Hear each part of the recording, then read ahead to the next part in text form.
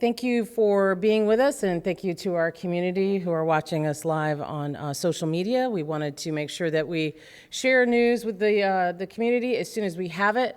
That's been our practice since Chief Hank Stawinski became chief, and so today is no different. So I'm going to bring now to the podium Chief Hank Stawinski of the Prince George's County Police Department.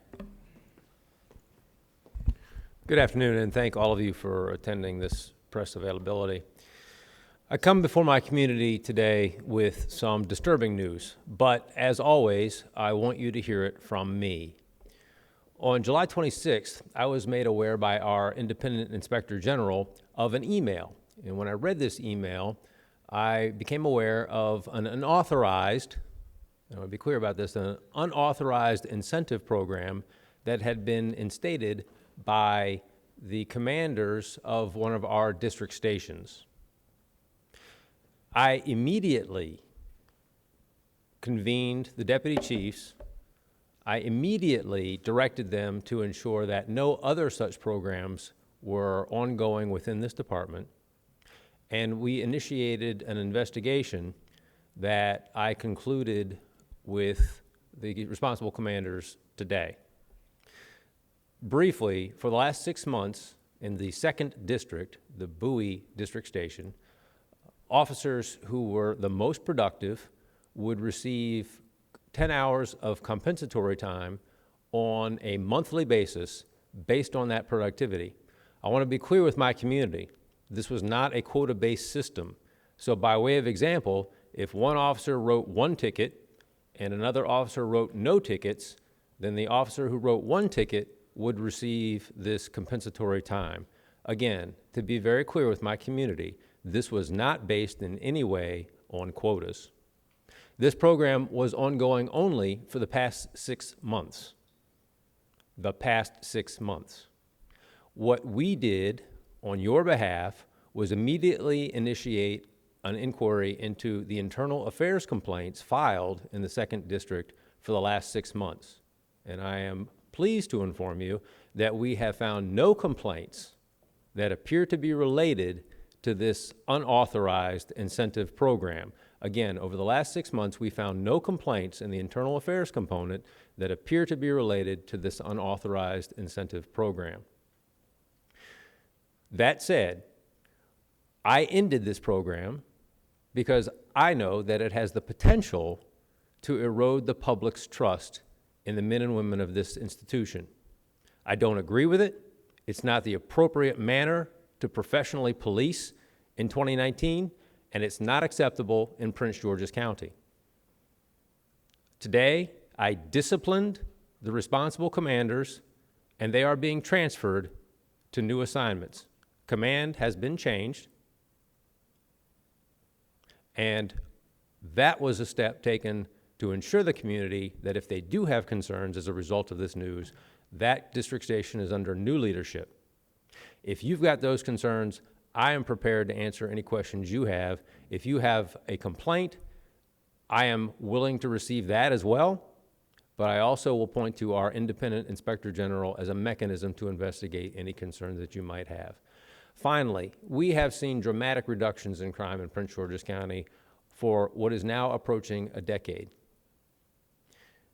That reduction is predicated in large part, as you've heard me say time and time again, on the relationship between this institution and this community. I assure you that the reason we work so diligently to foster relationships, to have conversations, to make ourselves available and known to you is so that we can police Prince George's County in a manner that you find acceptable. Our culture has got to align with the values of this community. That's what I'm committed to. This program fails to meet that standard. This program fails to align the culture of policing in Prince George's County with the community's expectations in Prince George's County. That's why it's ended, and that's why I am currently developing and will implement in the next few days a policy particularly prohibiting any such program in the future. This will not be accepted. Finally, I want to thank this community for their tremendous efforts on our behalf.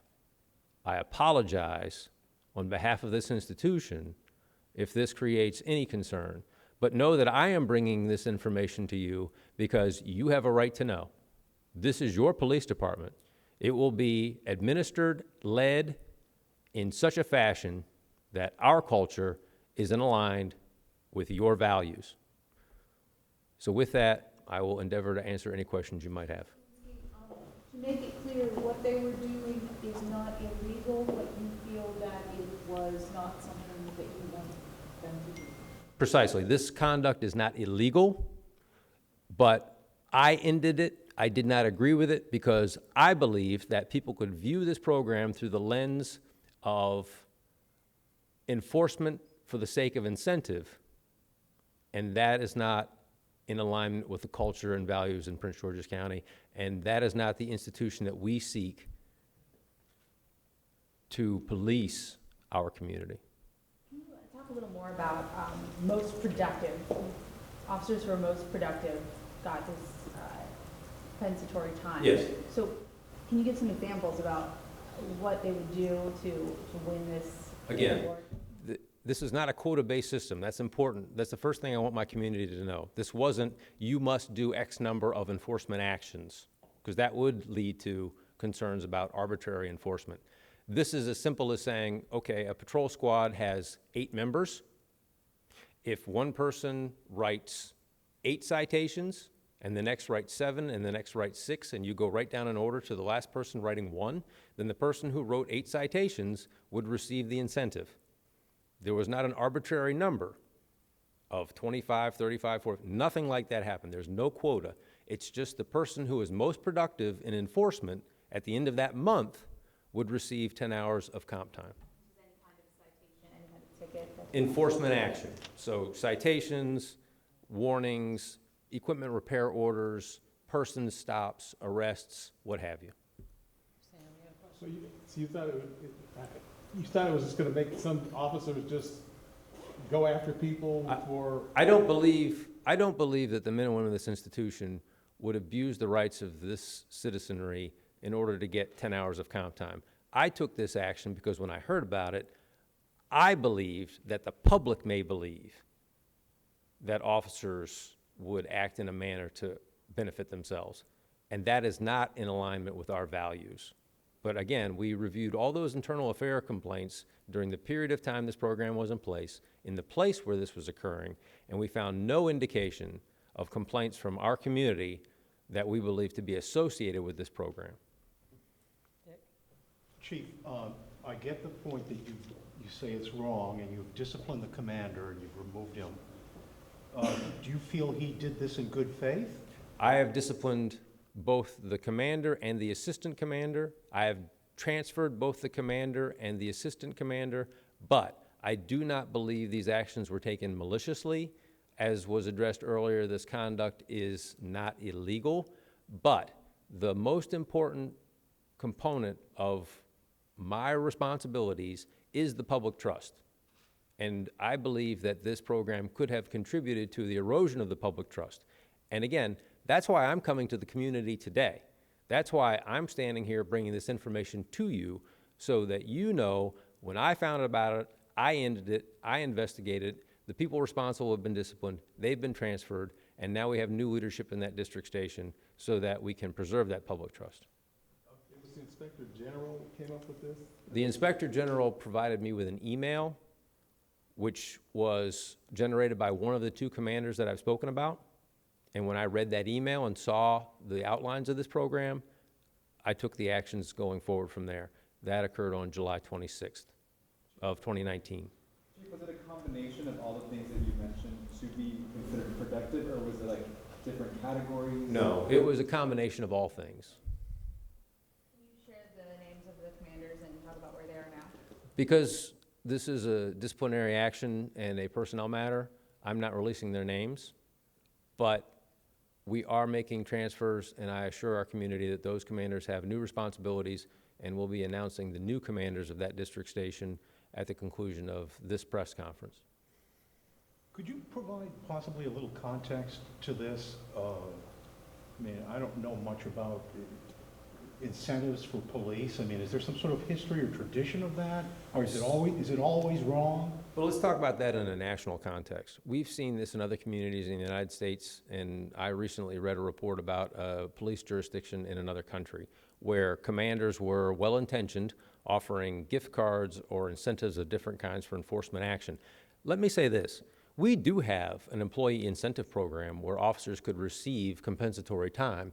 It's for good conduct. So at the end of a calendar year, if an officer hasn't had any internal affairs complaints, if they haven't gotten any red light tickets, they're eligible to legitimately receive 30 hours of compensatory time.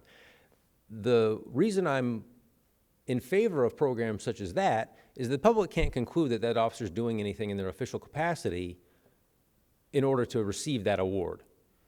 This creates the possibility in people's minds that officers would make a traffic stop, detain a person, make an arrest in order to receive a benefit. And that's not acceptable. That's what I don't agree with. And that's what we've ended. And again, I want to assure my community we are developing and will be implementing a policy in the very near future specifically prohibiting this going forward.